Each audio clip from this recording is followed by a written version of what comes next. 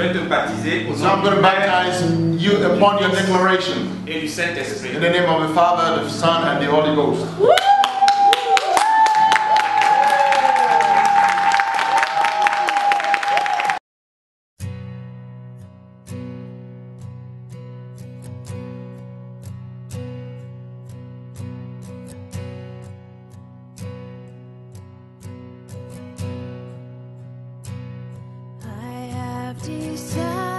Decided to follow Jesus. I have decided to follow Jesus. I have decided to follow Jesus. No turning back. No turning back. No turning back, no turning back.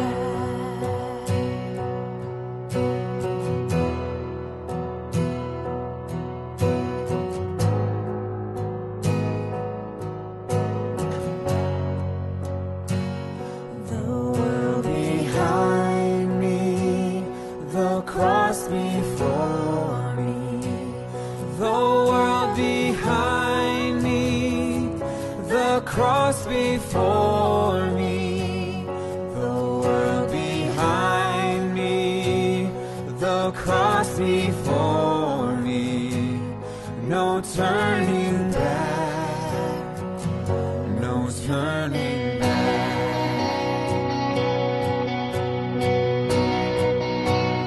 I will follow you, Jesus, and I will follow you, Jesus, and I will follow you, Jesus, and I will follow you.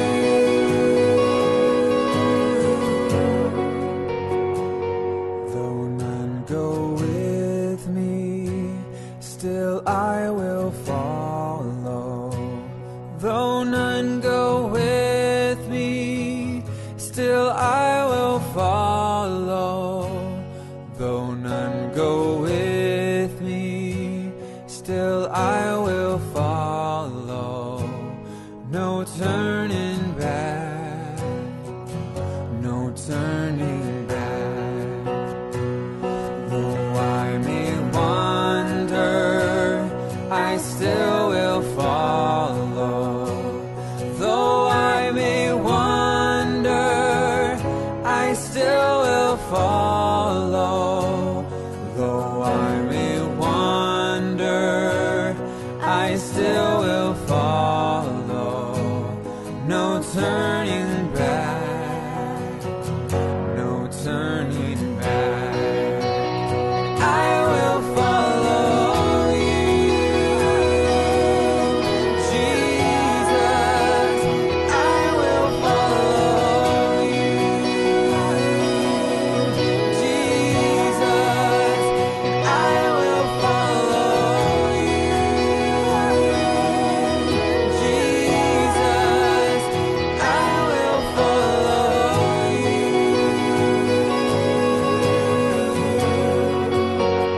I will follow you, Jesus, and I will follow you, Jesus, and I will follow you, Jesus, and I will follow you.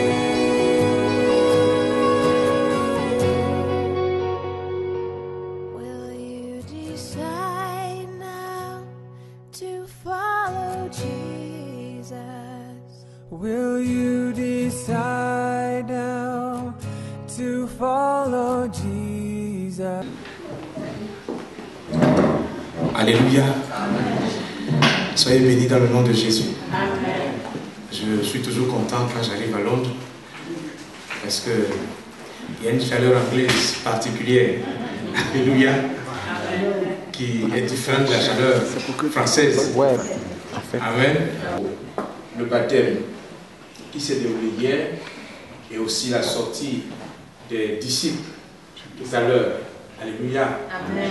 Et je pense qu'il faut trouver un thème qui correspond à la circonstance, mais qui concerne toute notre vie chrétienne. Gloire à Jésus, qui doit encourager le nouveau baptisé, comme ceux qui ont pris déjà le train en marche et ceux qui courent vers le but. Alléluia. Amen. Ce matin, donc, j'aurais souhaité partager, du moins je souhaite partager un message avec vous que j'ai intitulé bon, le temps est un peu court souvent ici, time is money. Il faut courir. Hier, c'était au pas de course. Aujourd'hui encore, il faut se dépêcher pour ne pas empiéter sur le temps des autres. Ce genre de message demande des fois un peu plus de temps. Mais on va quand même essayer d'écouter pour que l'essentiel soit véhiculé et que l'essentiel soit retenu pour l'édification de l'Église. Alléluia. Je voudrais parler des champs de bataille dans le combat de la foi. Gloire à Jésus. Donc, merci pour le pupitre. Donc, dans 1 Timothée, comme je disais, quelqu'un dans l'assemblée a trouvé avant moi?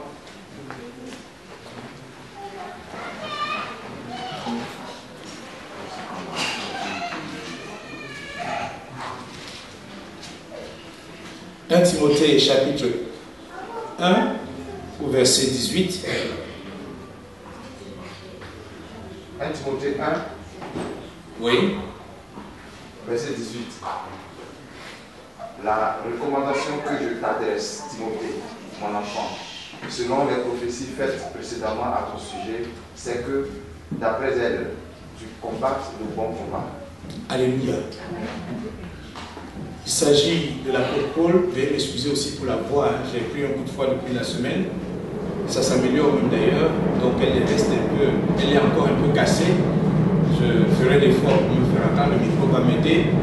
Mais veuillez m'excuser si vous la sentez un peu brouillée. Alléluia. Amen. Donc 1 Timothée 1, 18. La recommandation que je t'adresse, Timothée, mon enfant, selon les prophéties faites précédemment à ton sujet, c'est que d'après elles, tu combattes le bon combat.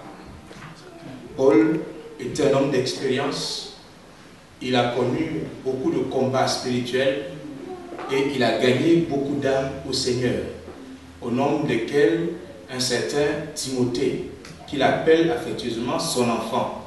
Et il lui donne cette recommandation de combattre le bon combat. Lorsque nous prenons 1 Timothée 6, verset 12, il va donner plus de précision dans le type de combat qu'il souhaite que Timothée combatte. Il dit au verset 12, combat, au verset 18 qu'on a lu là-bas, le 1 Timothée 1, c'était le bon combat. Point. Amen. Au verset 12 du chapitre 6, il dit, combat le bon combat de la foi. Saisis la vie éternelle à laquelle tu as été appelé et pour laquelle tu as fait une belle confession en présence d'un grand nombre de témoins. Alléluia. Il s'agit d'un combat, mais du combat de la foi. Gloire à Jésus. Amen. Ne nous trompons pas de combat.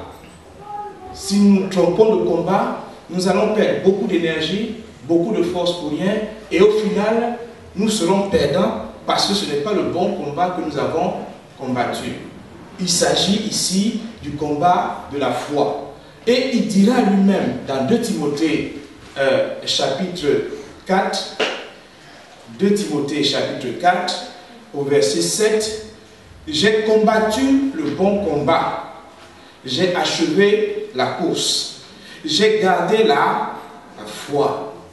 Alléluia. Paul sait de quoi il parle. Vous savez, il y a des gens qui peuvent vous donner des conseils, mais qui n'ont aucune expérience de ce dont ils parlent. Ils ont entendu dire et ils vous le répètent. Vous les observez, vous les regardez, vous n'arrivez pas à tirer de ce qui peut vous aider à réussir dans le domaine où il vous envoie. Et tout ce qu'il vous dit vous paraît flou, vous paraît chimérique, vous paraît, comment on dit ça, de l'ordre de l'esprit, incompréhensible. Mais lorsque vous avez quelqu'un en face de vous, qui est un modèle, qui est un exemple, qui a lui-même fait ses preuves et qui vous parle, vous avez de l'engouement à suivre son exemple. Alléluia. Paul parle à Timothée et lui dit, moi-même qui te parle, j'ai combattu le bon combat et j'ai gardé la foi. Le président du culte disait tout à l'heure, ils ont connu des combats, alléluia, des luttes, ainsi de suite. Par la grâce de Dieu, nous avons gardé la foi. Gloire à Jésus. Et Dieu a béni, l'Église s'est multipliée. Alléluia. C'est sur vous que Dieu compte pour relever le défi de la foi dans cette société. Alléluia. Alléluia. Amen. Alléluia. Amen. La vie tout entière est un combat, mais il y a des combats que nous ne menons pas, que nous ne pouvons pas mener. Gloire à Jésus. Amen. Des combats que Dieu lui-même mène. Dans le livre d'Exode 14, 14, il est dit, l'Éternel combattra pour vous. Il y a des combats qui sont hors de notre portée. Il faut laisser Dieu agir. Gloire à Jésus. Il y a des combats que Satan mène contre nous. La Bible nous dit qu'il est venu dans Jean 10, 10, qu'il est venu uniquement pour dérober, égorger et détruire. La Bible nous dit encore qu'il est descendu parmi nous, animé d'une grande colère. Alléluia. Il est venu, non pas pour nous caresser, mais il est là pour nous détruire systématiquement. C'est un combat. Alléluia. Et puis il y a aussi des combats que nous devons mener, celui de la foi, comme Timothée l'a dit. Du moins, Paul l'a dit à Timothée. Gloire à Jésus. Les combats se passent dans les champs de combat. Alléluia. Là où se déroule un combat, ça s'appelle un champ de combat. Ce qu'il faut savoir, c'est que le premier champ de combat a commencé au ciel. C'est d'abord au ciel que la guerre a commencé. Alléluia. Ce que nous vivons aujourd'hui n'apparaît pas aujourd'hui. Ça a existé depuis longtemps. La Bible nous dit, dans Apocalypse 12, verset 7, qu'il y eut guerre au ciel, n'est-ce pas? Est-ce qu'on peut lire ce passage?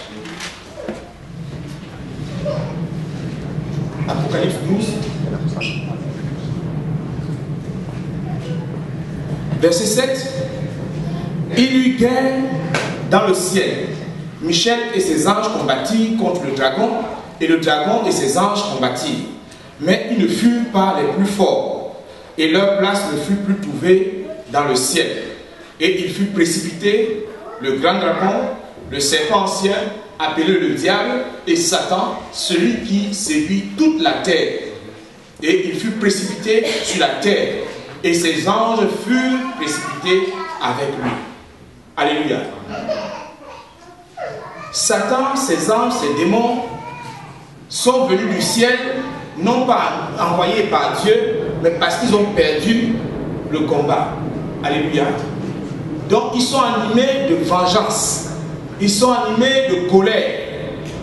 D'autant plus que Dieu a mis une affection particulière sur l'homme, sur l'être humain que tu es.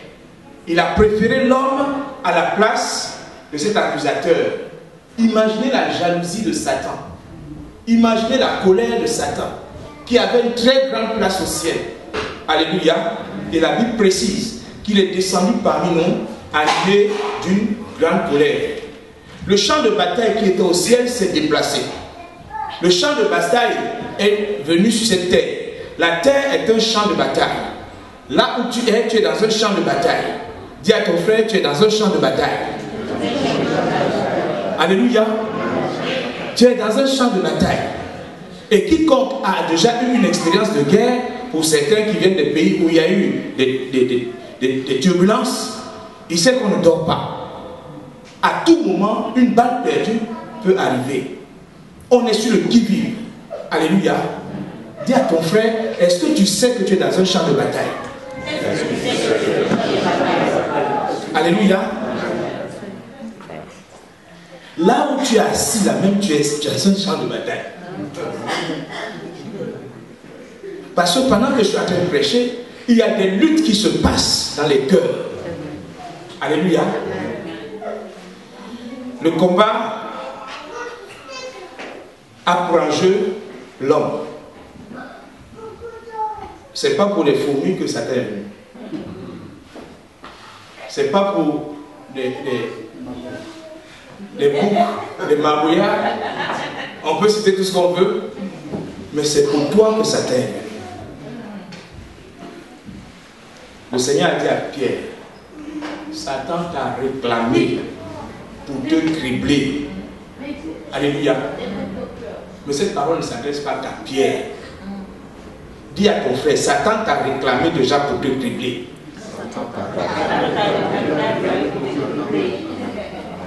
Mais gloire soit rendue à Dieu parce qu'il a intercédé pour nous, pour que notre foi ne défaille point. Alléluia. Donc tu es l'enjeu de ce combat et tu dois t'apprêter à basculer du bon côté. Gloire à Jésus. Dieu, en créant l'homme, a fait l'être humain tripartite, c'est-à-dire qu'il est composé d'un corps, d'une âme et d'un esprit. Alléluia. Ton esprit te permet, pendant que tu es ici, de penser si tu as par exemple fermé ton gaz à la maison. N'est-ce pas? Il y en a, il est ici, mais son esprit est par exemple à Abidjan. Alléluia. Il y en a, bon, bref, ça montre qu'on n'est pas que physique. La Bible nous révèle que nous sommes composés de 3 parties. Dans 1 Thessaloniciens 5:23, il dit que votre corps, votre âme et votre esprit soient conservés irréprochables. Alléluia. Donc nous sommes composés de 3 parties. Ces 3 parties-là, le corps, lui, est composé des 5 sens, n'est-ce pas?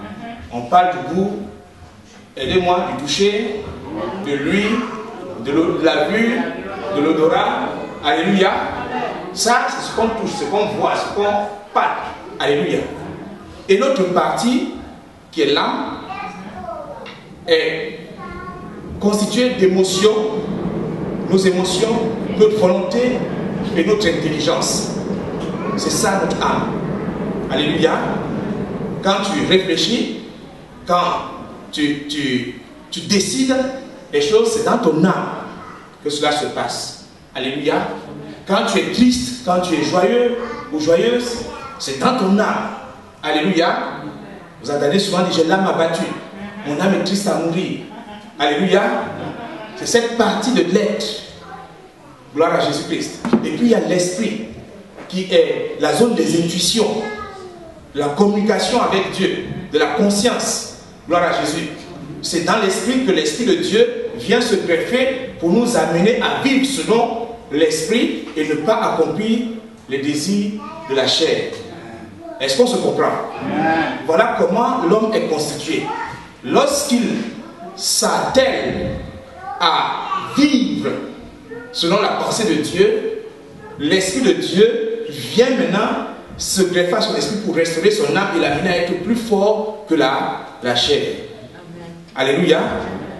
L'homme charnel, lui, il est dominé par la chair et son esprit ne contrôle pas sa vie, ne guide pas sa vie, parce qu'il n'a pas l'esprit de Dieu. Gloire à Jésus.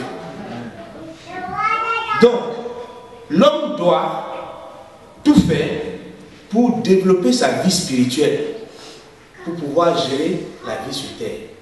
Alléluia. Mais avant d'arriver à ce niveau-là, ce qu'il faut comprendre, c'est que de même qu'il est composé de 3 parties, il est bidimensionnel. C'est-à-dire, il a une partie physique et une partie physique visible et une partie spirituelle invisible. Alléluia. Dans cette partie spirituelle, il y a donc, on a dit, l'âme et l'esprit. Et dans cette partie physique, il y a le corps. Mais en même temps, la partie visible, du moins matérielle,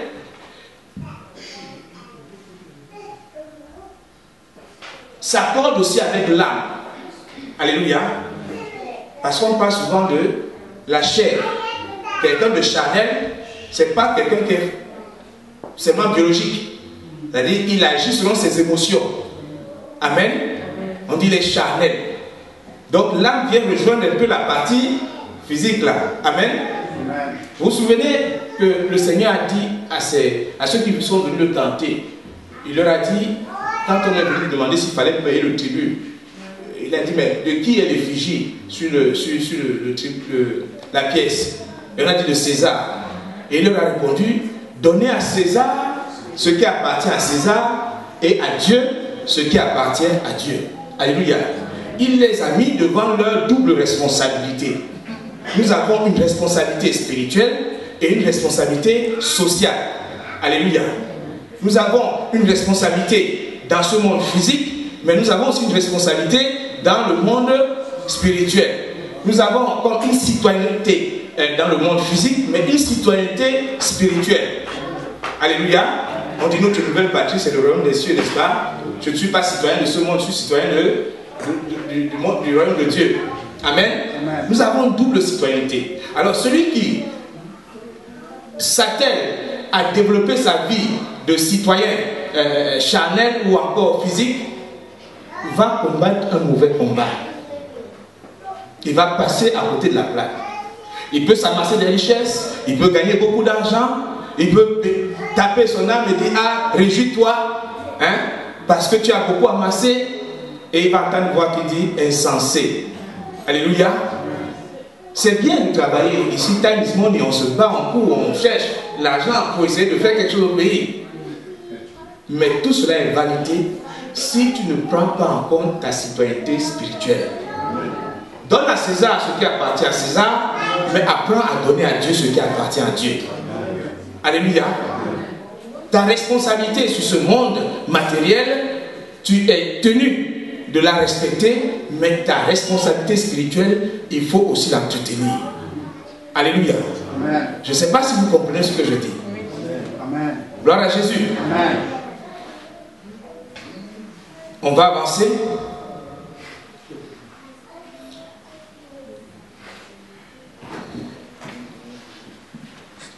Donc, cette double nationalité nous amène, quand bien même nous serions de bonne éducation sur la terre, à être spirituel. Alléluia. Et ce qu'il faut noter, c'est que c'est le spirituel qui commande le matériel. Est-ce qu'on se comprend? César est roi dans son domaine, n'est-ce pas? On lui donne au empereur tout ce qu'on veut. On répond à ses besoins. Mais César ne peut pas être César si Dieu n'est pas Dieu. Amen. Alléluia. Amen. César est César parce que Dieu l'a établi. Amen. Gloire à Jésus. Amen.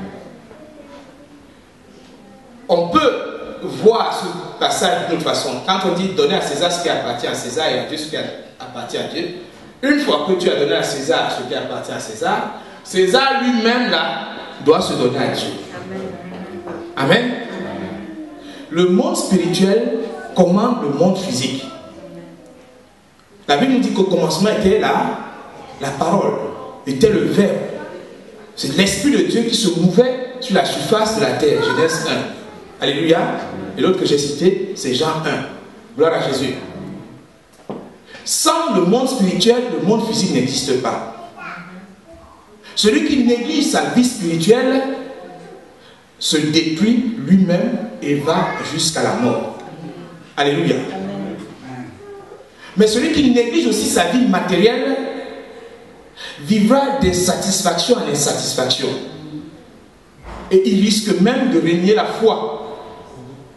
Et beaucoup ont fait naufrage à cause de ça. Alléluia. Donc, soyons équilibrés. Gloire à Jésus. Mais dans cet équilibre, sachons que la force dans ce monde vient du monde spirituel. Tout don parfait, tout don excellent descend de qui? De Père des esprits. Alléluia. Qui est Dieu. Alléluia. Amen. Tu ne peux rien obtenir si le ciel n'a pas décidé. Tu ne peux rien obtenir si le monde spirituel n'a pas décidé. Beaucoup ont eu des diplômes, ils sont capables de beaucoup de choses, Mais quand il faut maintenant concrétiser ce pourquoi ils ont étudié, rien ne se passe. Parce que quelque part, dans le monde spirituel, c'est fermé. Il faut aller cogner à cette porte-là pour que ça s'ouvre et que les bénédictions coulent pour que la personne soit libérée ou encore soit heureuse. Alléluia. Alléluia. Amen. Cela nous amène à rentrer dans une autre dimension du message. Regardez ce qui s'est passé dans Zacharie 3. Zacharie 3, du verset 1 à 4.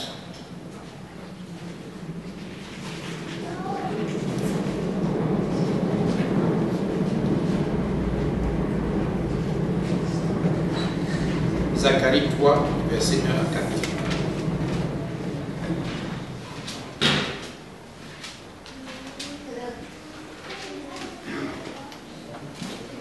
Celui qui trouve le premier va nous faire une lecture, s'il vous plaît.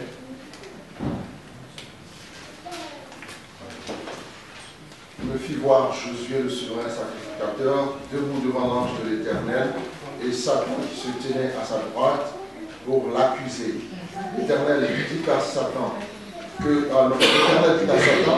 l'Éternel te réprime, Satan, que l'Éternel te réprime, lui qui a choisi Jérusalem.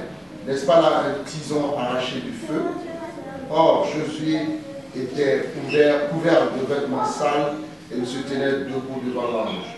L'ange, prenant la parole, dit à ceux qui étaient devant lui, ôtez-lui les vêtements sales, puis il dit à Josué, vois, je t'enlève ton iniquité, je te revêt la vie de fête.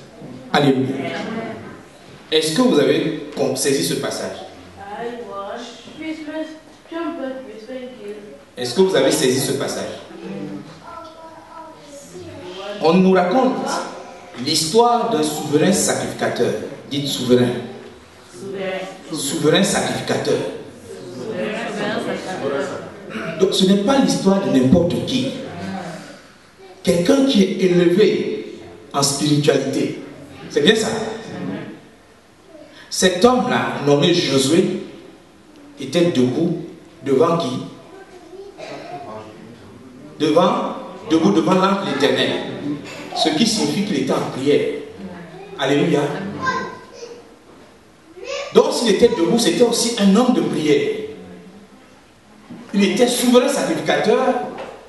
Le souverain sacrificateur à l'époque du tabernacle était le seul qui rentrait dans le lieu très saint. Gloire à Dieu. Il avait toute l'autorité pour entrer dans le lieu très saint. Une fois l'an. C'est ce que dit la Bible, n'est-ce pas? Avec le péché du peuple, pour aller intercéder, demander que la grâce de Dieu soit accordée au peuple de Dieu. Donc ce n'est pas n'importe qui.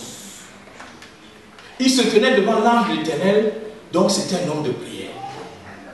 Mais voici qu'on constate que devant l'ange de l'Éternel, Satan se trouve à sa droite. Et Satan l'accuse. Quel est le mobile de son accusation? C'est que ses vêtements étaient sales. Donc toutes les prières qu'il pouvait faire, toute son élévation spirituelle était bloquée par cette accusation. Sa prière ne trouvait pas un écho favorable auprès de Dieu parce qu'il y avait une accusation qui pesait contre lui. Dis à ton frère, combat le bon combat. Alléluia. Alors je vous pose la question. Si un souverain sacrificateur est capable d'être accusé par le diable, qui es-tu? Qui suis-je? Pour ne pas que des accusations ne montent vers Dieu contre nous. Alléluia.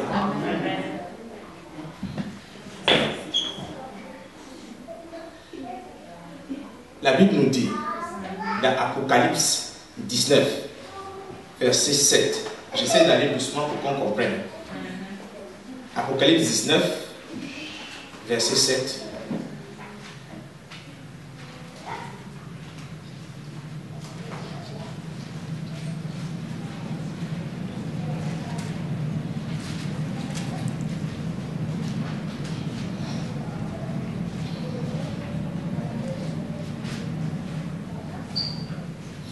Réjouissons-nous, soyons dans l'allégresse et donnons-lui gloire, car les noces de l'agneau sont venues.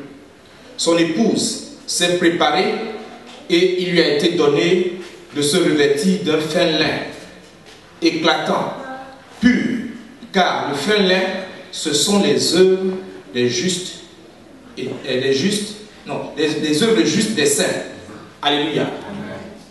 Voici encore un autre vêtement que portent les saints. Et il nous est révélé ici qu'est-ce qu'un vêtement dans le monde spirituel.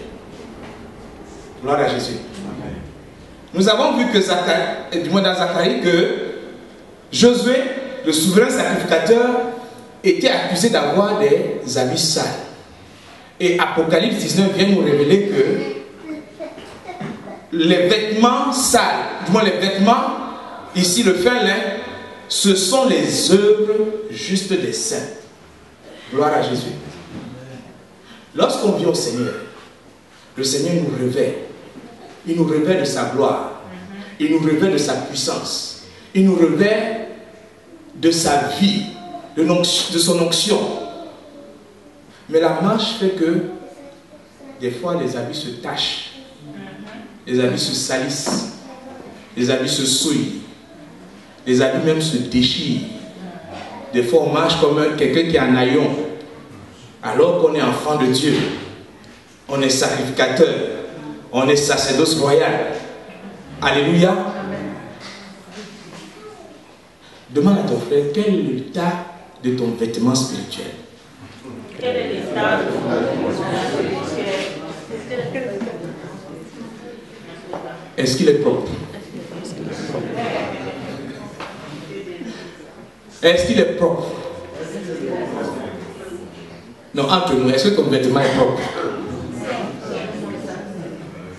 Avant de porter ma veste, j'ai regardé s'il n'y avait pas de tache dessus.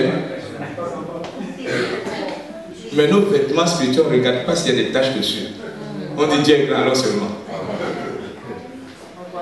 Mais la Bible nous révèle que Dieu tient à nos vêtements. S'il ne tient pas, Satan, lui, il ne nous loupe pas. Il veille au grain. La moindre tâche, il dit ton type là, regarde, ça là, c'est pour moi qui l'a mis.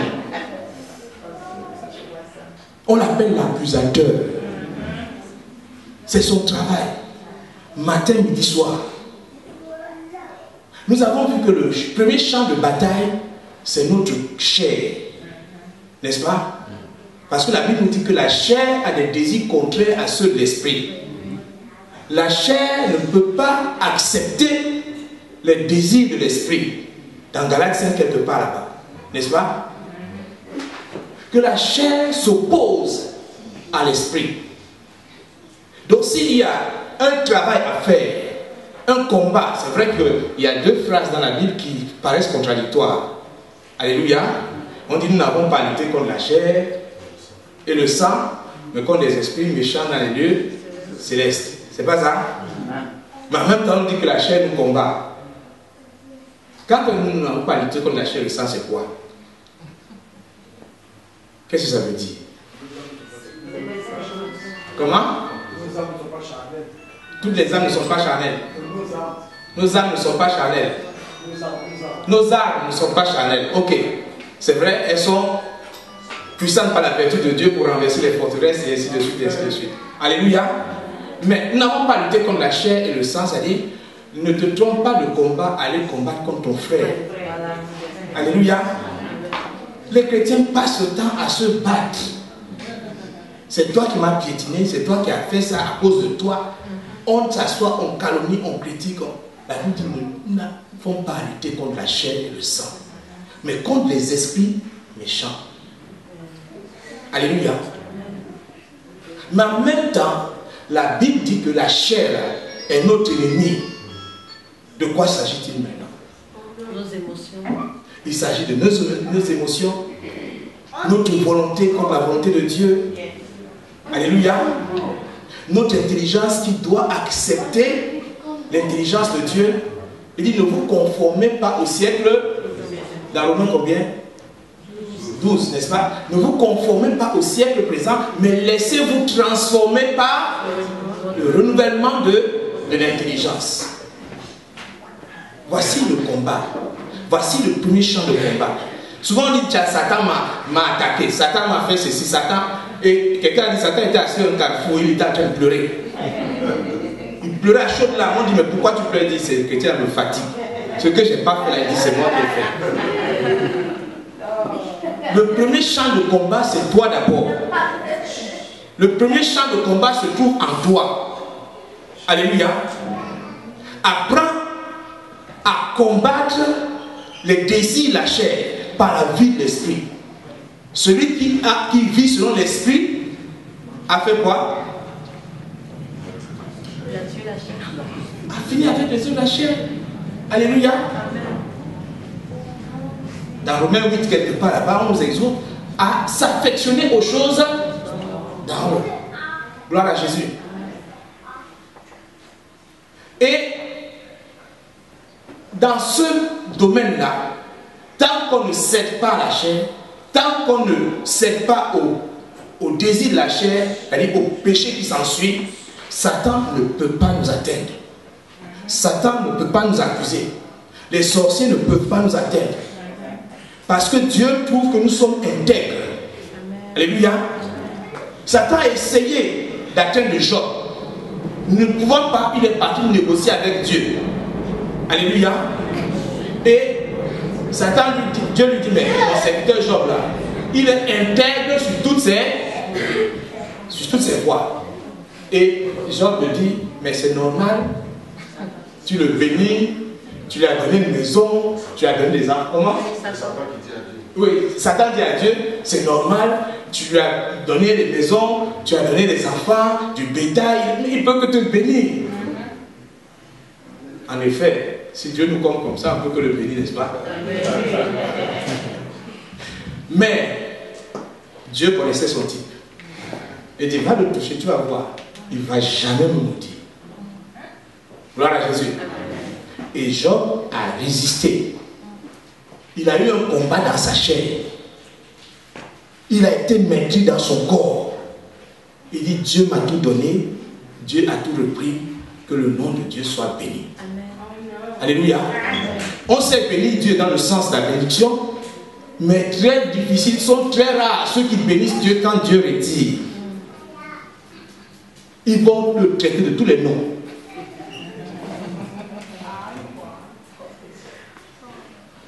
Gloire à Jésus-Christ. Retenons que le premier champ de bataille, c'est nous-mêmes.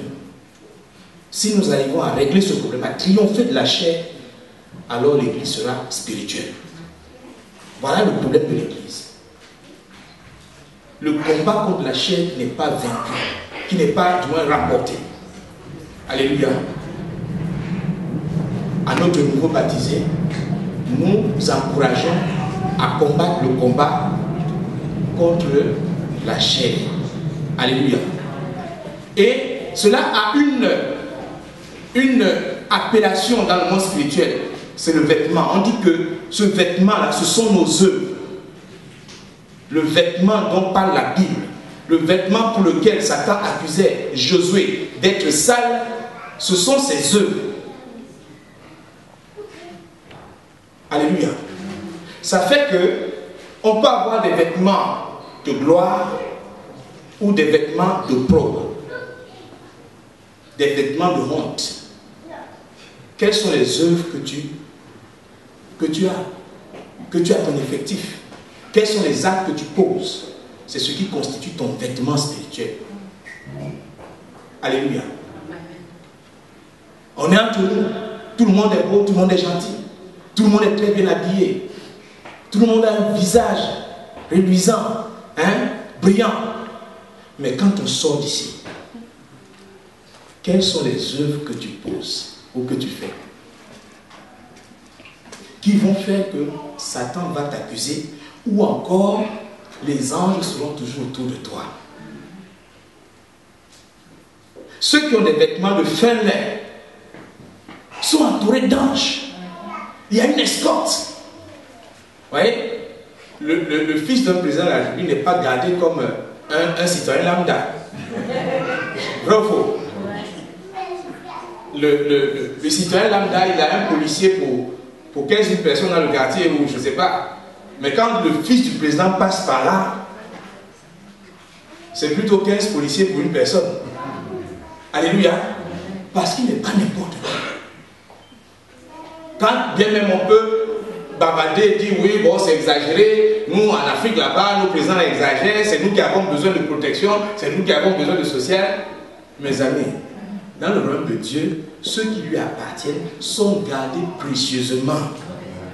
Il les appelle prunelles de son œil. Alléluia.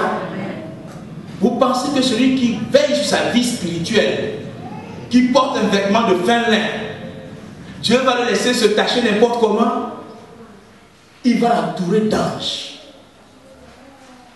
Alléluia. C'est pour ça que certains ont des habits glorieux, d'autres ont des habits d'opprobre. Parmi ces habits, justement, j'ai noté ce qu'on appelle les habits, des vêtements d'inconvertis. C'est quelqu'un qui a accepté le Seigneur, qui a écouté la parole, même qui vient d'être baptisé comme notre frère Alain, mais dont le langage n'a pas changé. Au milieu des saints, alléluia, Jésus est bon, Jésus est mon Seigneur, est mon Sauveur, comme il a accepté hier. Mais quand il retrouve ses amis païens là, Joe, c'est comment?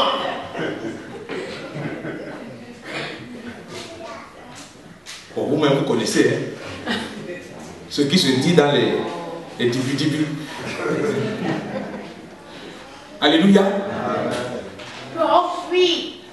Je vous dis qu'une telle personne, le monde spirituel le voit comme un inconverti. Et Satan prend plaisir à être à ses côtés. Quand il prie, Satan aussi vient. Quand il demande, Satan dit, mais qu'est-ce que tu demandes là? Seigneur, tu crois que tu peux lui donner ça? Non, tu ne peux pas lui donner ça. Parce que lui, hier et moi, lui et moi là, on avait le même langage. Son mouchi là, il parle encore ça. Son argot, ici en Angleterre, qu'est-ce qu'on parle comme argot? Quel argot? Comment on appelle? Slang. Son slang là, il parle encore ça. Son langage n'est pas converti. Seigneur, je l'accuse. Parce qu'il a un langage païen. Il porte un habit d'inconverti. Il est doux à l'église. Grande soeur, grand frère, papa, tonton, oh, maman. Mais allez le voir à l'improviste à la maison. Si c'est un enfant, maman parle aussi. Dès qu'on parle, il lève la tête comme ça. Il a le courage. Il a un habit d'inconverti. Si c'est une femme, pardonnez-nous nos soeurs, et pitié de vos maris. Il y en a quand tu parles à la maison, c'est devant qui porte la culotte à la maison. Mais tout de même, le lion ne tombe pas comme elle. C'est un habit d'inconverti. La colère que tu laisses éclater, c'est un habit d'inconverti. Parce que quand on dit que la personne est convertie là, ce n'est pas le fait qu'elle proclame Jésus est bon, mais il y a un renouvellement dans son caractère, dans sa manière de faire, dans sa manière de parler, dans sa manière de se comporter, dans sa manière de s'habiller.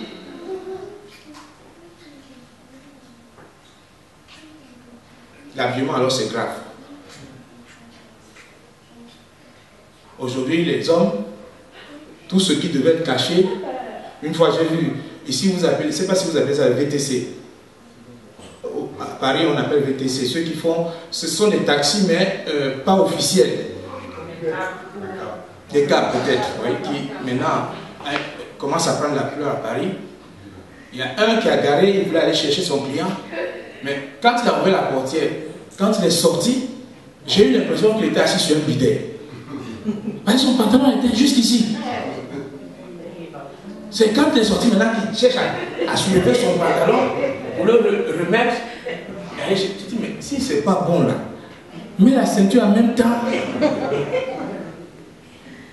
Et nos jeunes sont habillés de cette façon. Les sœurs, alors n'en parlons pas. Si ce n'est pas serré jusqu'à être confondu à la peau, ce n'est pas bon à mettre. Tout ce que Dieu veut qu'on cache là, c'est mis dehors. On ne dira jamais ça assez. Et malheureusement, chaque fois qu'on en parle, on est confronté à des hostilités. Les gens ne sont pas d'accord. Ah, la foi, c'est dans le cœur. La foi, c'est dans le cœur. Attention. Attention, on va le voir. La foi n'est pas seulement dans le cœur. Le monde spirituel nous regarde. Alléluia. La foi, si elle était dans le cœur, Dieu ne mettrait pas l'accent sur la nudité, qui est le deuxième habit. Ce que j'ai appelé l'habit d'Adam, tenue d'Adam. Il y en a qui sont nus. Alléluia. Regardez ce qui est dit dans Apocalypse. Apocalypse 3.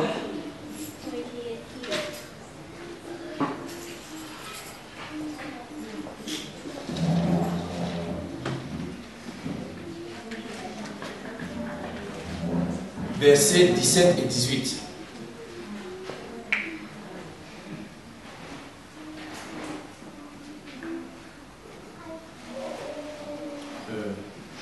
Excusez-moi, je me suis peut-être trompé de passage. Ah, je suis dans 1 Jean. Ah, j'étais en train de me tromper. Voilà.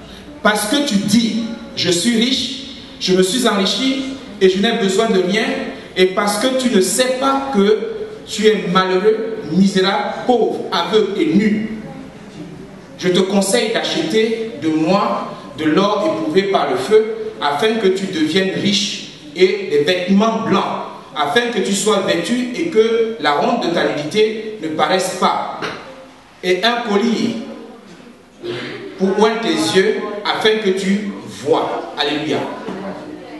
Dieu s'adresse à l'église de Laodicée, c'est ça?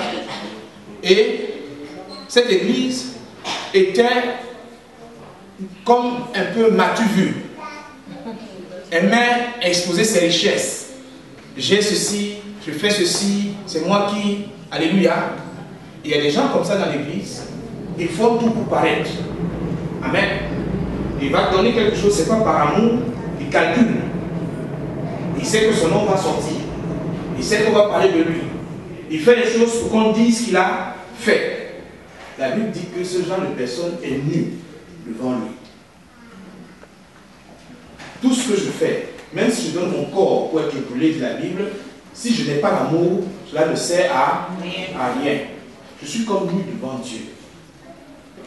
Et Dieu demande qu'une telle personne couvre sa nudité.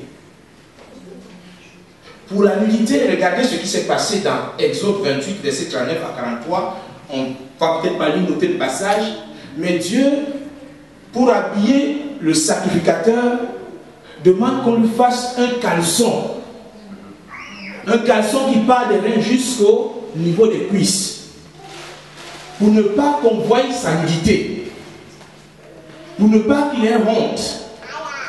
Si la foi est seulement dans le cœur, pourquoi Dieu va insister pour que la nudité soit cachée? Alléluia. Dieu est saint. Soyons saints comme il est saint. Gloire à Jésus-Christ. Dis à ton frère, porte ton caleçon.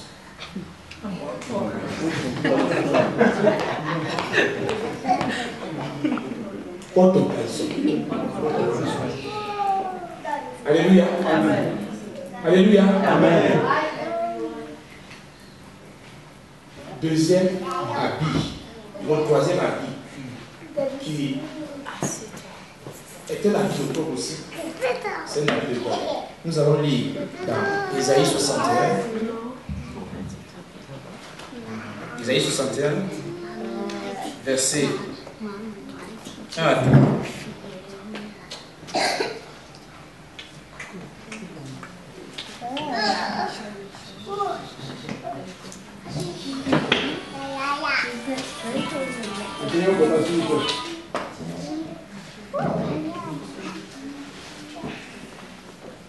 L'Esprit du Seigneur l'Éternel est sur moi, car l'Éternel m'a oint pour porter de bonnes nouvelles aux pauvres malheureux.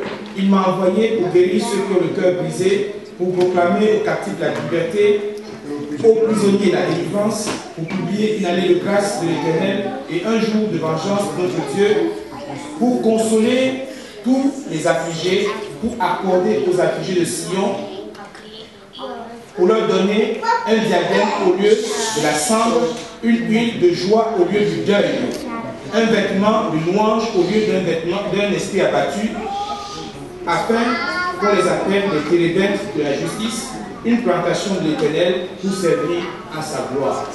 Alléluia. Voyez le contraste qui est dit, qui est montré ici. Une huile de joie au lieu du deuil, un vêtement de louange au lieu d'un esprit abattu. Il y a des vêtements de louange, mais il y a aussi des vêtements de deuil qui font partie des différents habits de pro.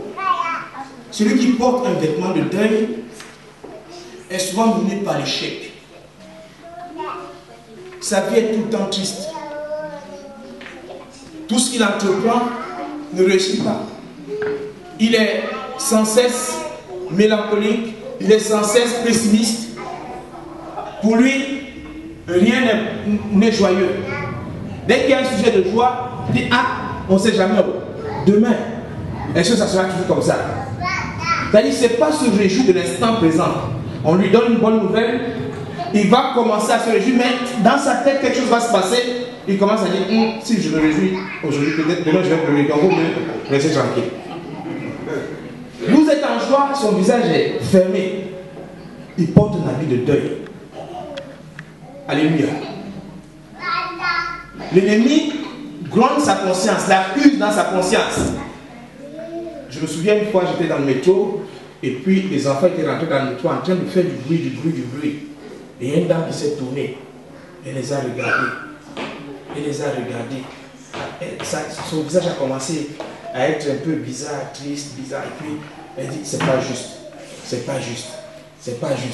Et puis, un courageux lui a demandé, madame, qu'est-ce qu'il y a? Pourquoi c'est pas juste? Il dit, moi j'ai été un enfant, la DAS, eux ils jouent tout le temps, ils crient partout. Elle n'a pas connu la joie. Elle n'a pas connu l'ambiance de l'enfance. Vous voyez? Donc, il y a comme un deuil en elle. Elle est triste, elle n'accepte pas la joie des autres. Elle n'accepte pas que les autres s'épanouissent. Dès qu'il y a une joie quelque part, elle trouve qu'il y a une injustice quelque part. Alléluia. La Bible dit, réjouissez-vous. Je le répète, réjouissez-vous. Alléluia. Dis à ton frère, réjouis-toi. Réjouis-toi. Gloire à Jésus. Je voudrais que tu saches que tu es un terrain de bataille. Ta vie est un terrain de bataille. Mais dans ce combat-là, tu as un Dieu qui a déjà remporté la victoire. Alléluia.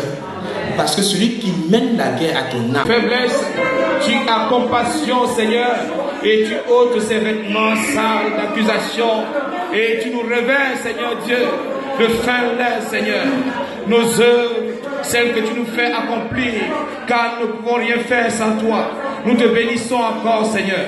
Gloire à toi cet après-midi. Gloire à toi, Seigneur, au nom de Jésus-Christ. Alléluia. Nous avons prié au nom de Jésus. Nous allons élever la voix, demander à Dieu de laver nos vêtements spirituels qui se sont salis, de les laver, ceux qui doivent être déchirés complètement, les déchirer et de nous revêtir de fin, de nous revêtir à nouveau de sa puissance, de nous revêtir d'une onction particulière pour être ce tison arraché du feu qui va aller enflammer d'autres. Élevons la voix, prions le Seigneur.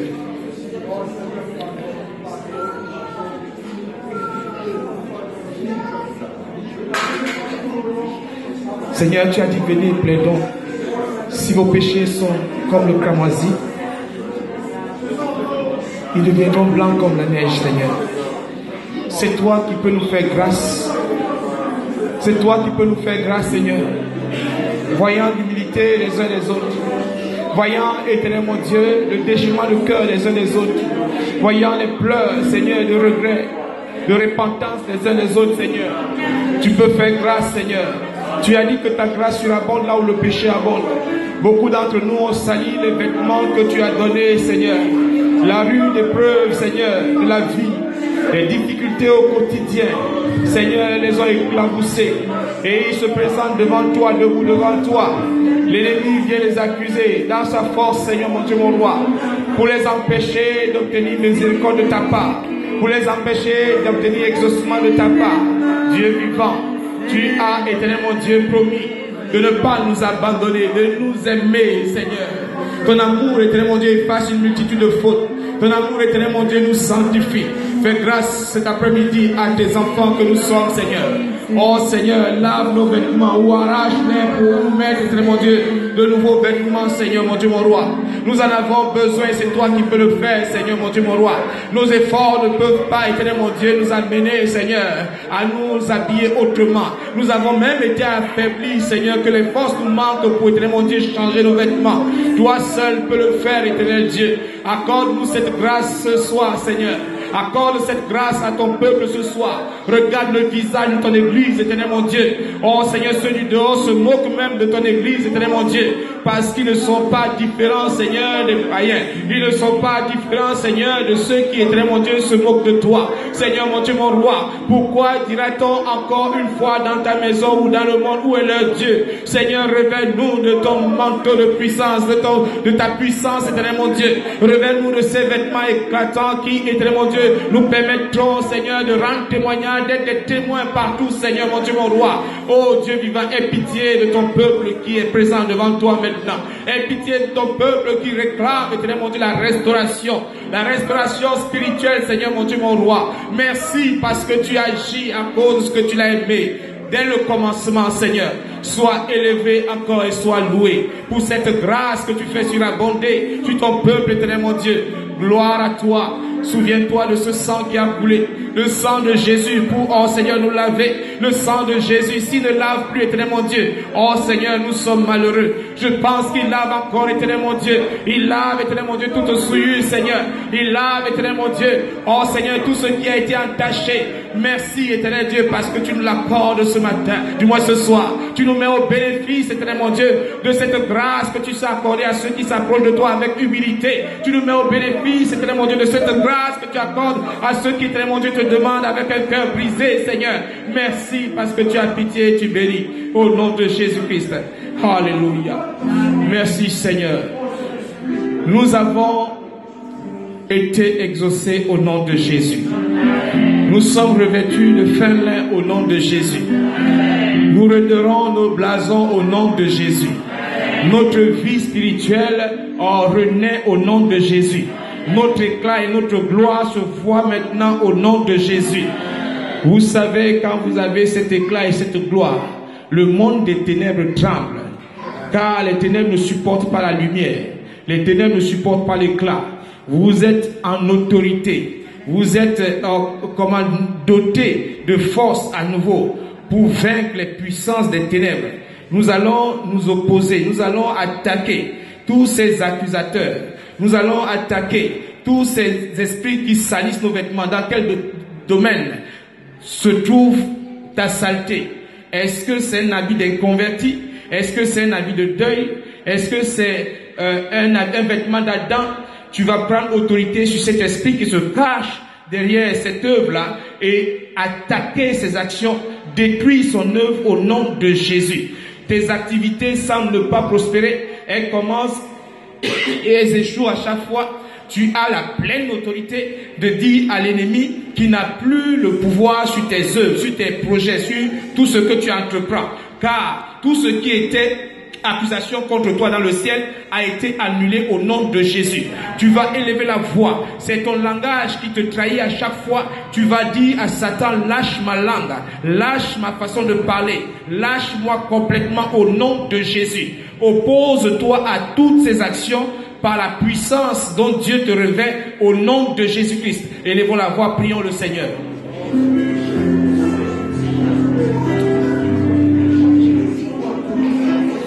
Toi, accusateur, accusateur de nos frères, toi qui mènes une guerre illégale contre nous, toi qui mènes une guerre sans merci contre nous, toi qui viens trouver des points d'ancrage, des failles pour essayer de t'introduire dans nos vies et nous rendre coupables devant Dieu par l'autorité de la parole et par la restauration que le Christ notre Seigneur nous a accordée.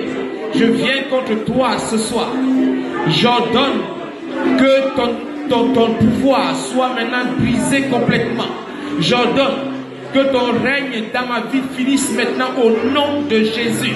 Je consume tout ce que tu as sémé à moi, qui me renferme et me produit encore produit à moi toute faiblesse quotidienne.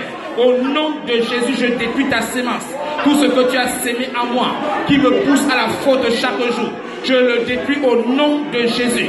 Tout ce que tu m'as fait hériter du monde, que je n'arrive pas à enlever, dont je n'arrive pas à me débarrasser, par l'autorité et le revêtement de puissance que j'ai ce soir, je le détruis au nom de Jésus. Ces vices que tu as installés dans ma vie, dans la vie de mon frère, je les détruis au nom de Jésus.